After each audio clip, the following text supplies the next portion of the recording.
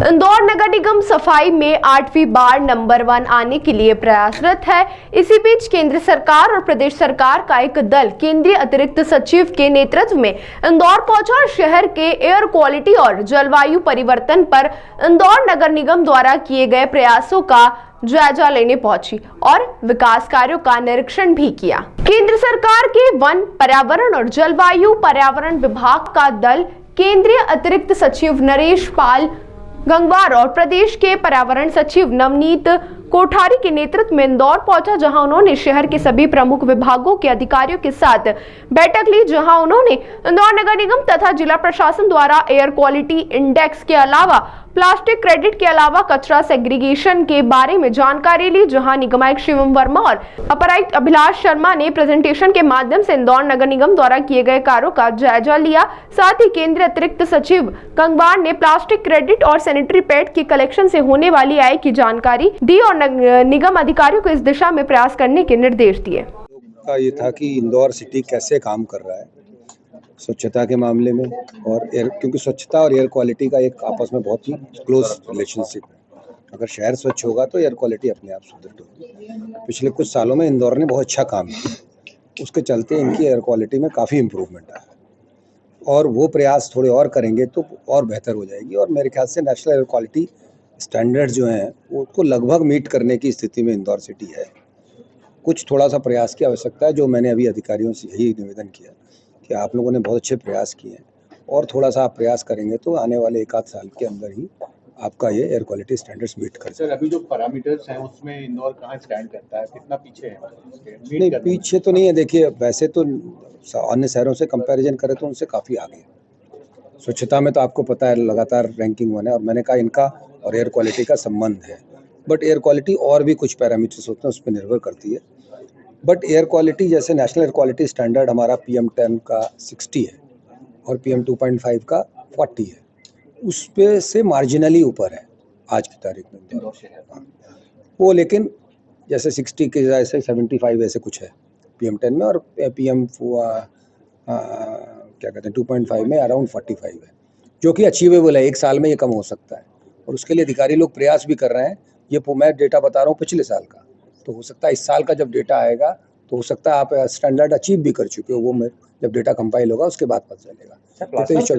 करने के बाद हाँ, प्लास्टिक क्रेडिट से अर्न करने के बाद साथ में सैनिटरी से अर्न करने के बाद हाँ, तो इसमें मैंने ये कहा कि भाई प्लास्टिक का क्या है, एक EPR रेजिम प्लेस में है, जिसमें कि जो प्लास्टिक के प्रोड्यूसर्स हैं जो पैकेजिंग यूज़ करते हैं उनको ऑब्लिगेशन है कि उस प्लास्टिक को जब ख़त्म हो जाता है, जब उसका उपयोग ख़त्म हो जाता है, उसके बाद उसको कलेक्शंस में और उसके रिसाइकलिंग में मदद करें और उसके रिसाइकलर्स को सर्टिफिकेट मिलते हैं। उसके आधार पे वो प्लास्टिक के सर्टिफिकेट PIBS को खरीदने होते हैं, तो उसमें उनकी कोई आय होती है, तो उसमें म्यूनिसिपैलिटी चूँकि कलेक्शन में भागीदारी रखती है तो कुछ प्रॉफिट शेयरिंग उनसे अरेंजमेंट करना चाहिए। मैंने उनको कहा है कि उनसे बात करें। देखिए, पराली एक ऐसी चीज़ है कि जो कि बहुत पहले से है, ऐसा तो नहीं है अभी आई। ये फसलें तो हमेशा से होती रही हैं, एक मशीनों से कटने के कारण होती है। उसके बहुत सारे अल्टरनेट उपयोग हैं और बहुत सारे उपयोग डेवलप भी हो रहे हैं। जैसे उसके ब्रैकेट्स बन जाते हैं, पैलेट्स बन जाते हैं, जो कि कोयले को उपयोग को रिप्लेस करने के काम में आते हैं।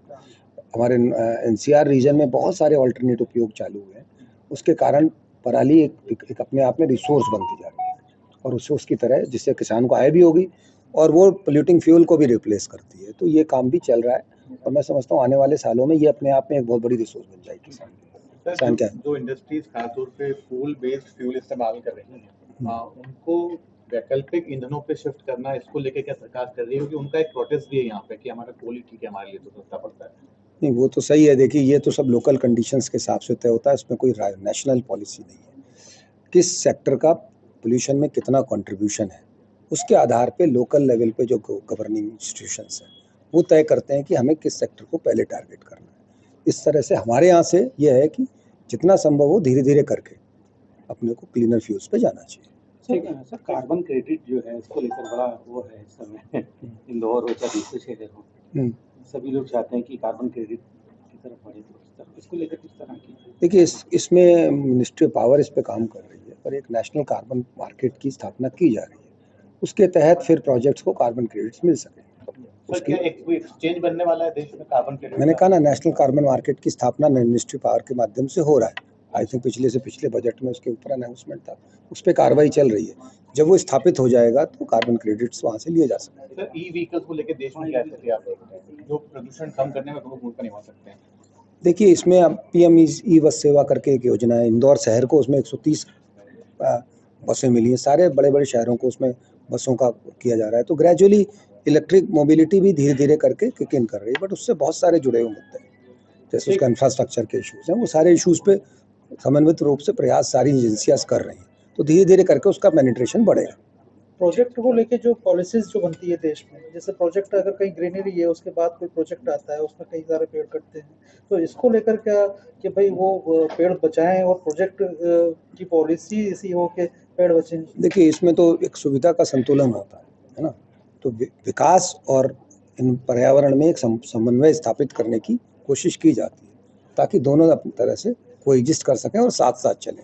सरकार की हमेशा से ये नीति रही है कि विकास और पर्यावरण एक साथ चलने चाहिए, और क्योंकि दोनों ही एक दूसरे के पूरक हैं। धन्यवाद।